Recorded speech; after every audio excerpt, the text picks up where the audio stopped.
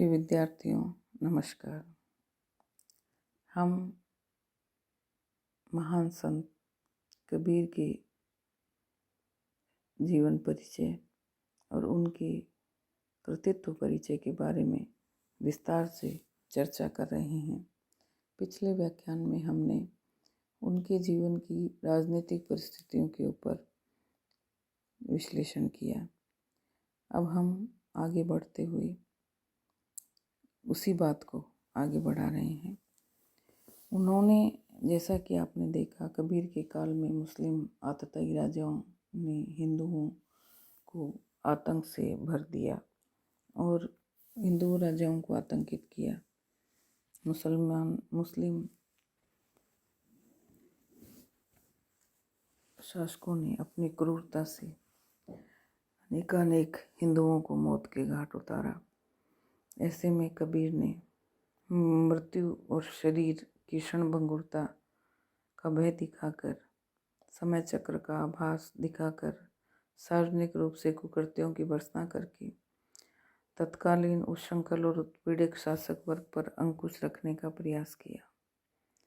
उन्होंने राजमत में चोर, राजा और राणा सभी को जो जन्मा है सो अवश्य मरेगा, लाख यत्न कर कोई का उपदेश देकर सावधान किया, ताकि मृत्यु की अनिवार्यता को दृष्टिगत रखते हुए राजा महाराजे अच्छा व्यवहार करें। लिखते हैं, एक दिन ऐसा होएगा, सब स्यों पीछे पड़े बिछो, राजा राणा छत्रपति सावधान किन कोय। तथा सातों शब्द जो बाजते, घर घर होते राग, ते मंदिर खाली पड़े, बैसन लागे खाक। कबीर राजा रंग सुल्तान किसी को भी काल नहीं छोड़ता, ऐसा कबीर कहते हैं। अतः किसी को भी शारीरिक शक्ति, वैभव और ऐश्वर्य पे घमंड नहीं करना चाहिए। कबीर कहा गर्भियो, चाम पलेटे हड्ड, हैंबर ऊपर छत्र सिरी, ते भी देवा खड्ड। कबीर थोड़ा जीवना, माड़े बहुत मंडान, सभी ऊभा मिल गया, राव रंक सुल्तान।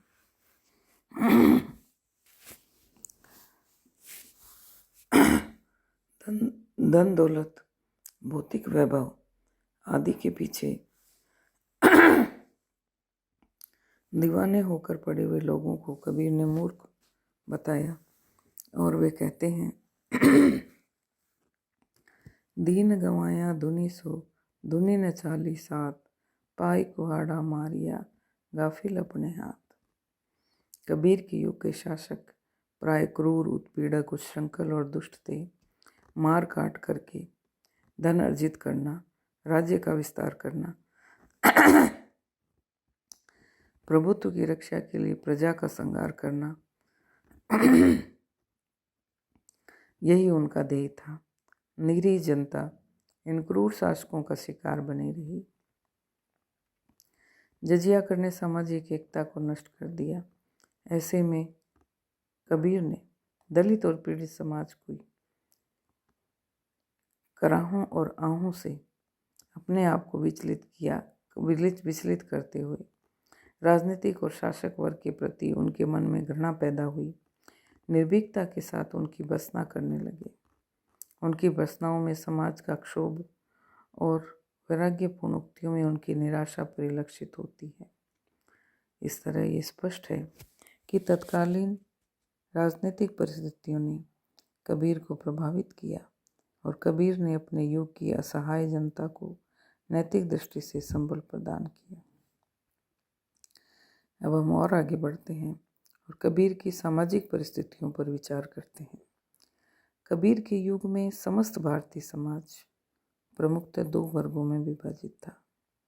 एक वर्ग भारतीय धर्म साधना से अनुप्राणित था, तो दूसरा वर्ग विदेशी धर्म साधना का पोषक था। भारतीय धर्म साधना से अनुप्राणित समाज सांस्कृतिक दृष्टि से एक सूत्रता में आबद्ध होते हुए भी अनेक मतांतरों में विभाजित था। उसके अनुयायी वैष्णव, शैव, शाक्त, नाथ, बौद्ध आदि अनेक वर्गों में बटे हुए थे। विदेशी धर्म साधना से पोषित समाज पहले वाले भारतीय संस्कृति में निष्णात समाज से बिल्कुल भिन्न था।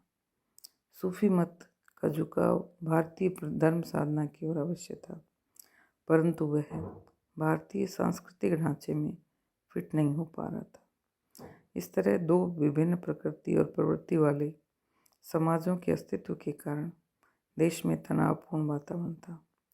हिंदू धर्म में प्रचलित कठोर वर्णाश्रम व्यवस्था के कारण ब्राह्मण, शूद्र, ऊंच नीच, छुआछूत के भेदभाव का बोलबाला था। इसके परिणाम स्वरूप निम्न जाति के उपेक्षित हिंदू राजनीतिक और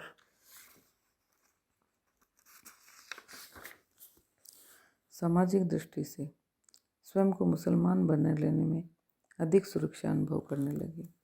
धर्म परिवर्तन की प्रक्रिया से सवर्ण हिंदू समाज में आतंक छा गया था। इस आतंक से समाज को मुक्त करने के लिए कबीर ने हिंदू मुस्लिम एकता पर बल दिया।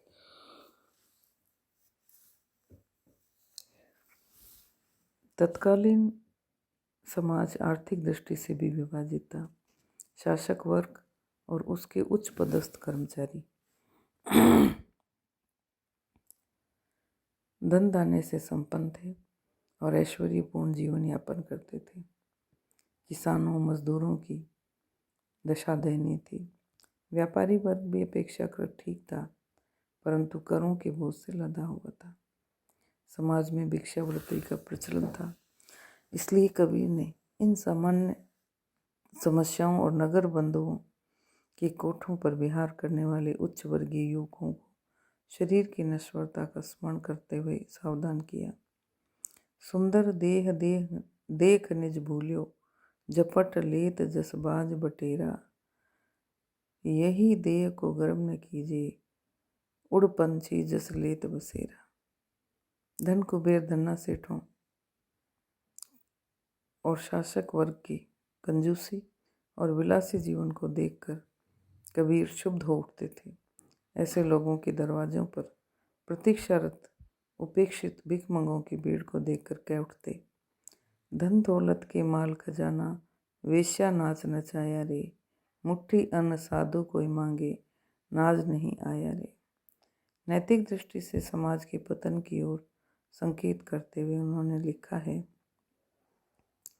सतवंती को गजी मिले नहीं, वेश्या पहरे खासा है। जिही घर साधु भीख न पावे, भड़वा खात बतासा है। हिंदू समाज छुआछूत, विलासिता और दंभ की भावनाओं से आक्रांत था। धर्म मानो छुआछूत में ही सिमट कर रह गया था। नैतिक दृष्टि से पतित और कुकर्म करने वाले भी स्वयं को पवित्र बताते हुए बड़ी बड़ी डींग मारने के आदी हो गए थे। ऐसे हिंदू ढोंगियों का पर्दाफाश करते हुए कबीर ने कहा, हिंदू अपनी करे बड़ाई, गागर छुअन न देई। वेश्या के पावन पर सोवे, ये देखो हिंदू आई। मुस्लिम समाज में भी ढोंग और अनैतिकता व्याप्त थी। उनके समाज में मांस भक्षण के लिए प्रचलित हिंसा, एक ही परिवार में सगाई संबंधों की परंपरा भी कबीर को चिढ़ाती थी। समाज की बुराई पर प्रहार करने के लिए उन्होंने लिखा, मुसलमान की पीर ओलिया, मुर्गा मुर्गी खाई। खाला केरी बेटी ब्याहें, घर में करें सगाई। हिंदू धर्म के वर्ण व्यवस्था के आधार पर कर्म का कोई महत्व नहीं रह गया था। ऊंचे कुल में जन्म लेने वाले भी नीचे काम करने लगे थे। इस पर कबीर कहते हैं, ऊंचे कुल का जन्मिया, करनी ऊंच न होई।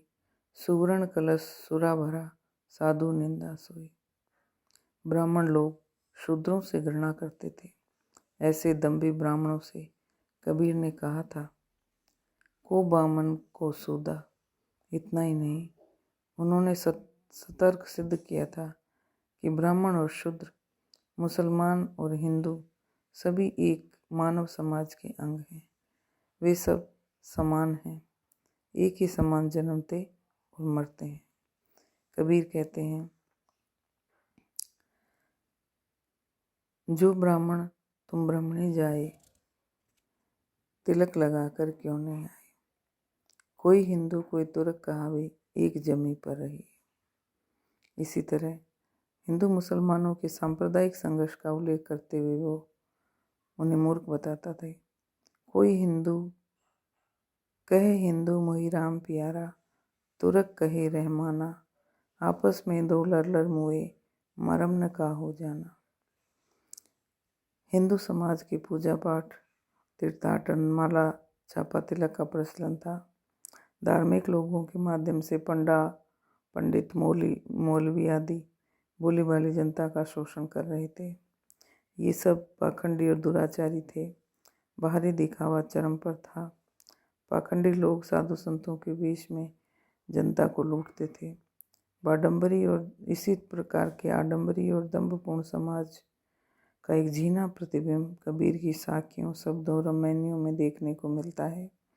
कबीर के मन में तत्कालीन सामाजिक व्यवस्था के प्रति तीव्र खींच थी। इसी खींच में उन्हें समाज का मार्गदर्शन करने के लिए प्रेरित किया।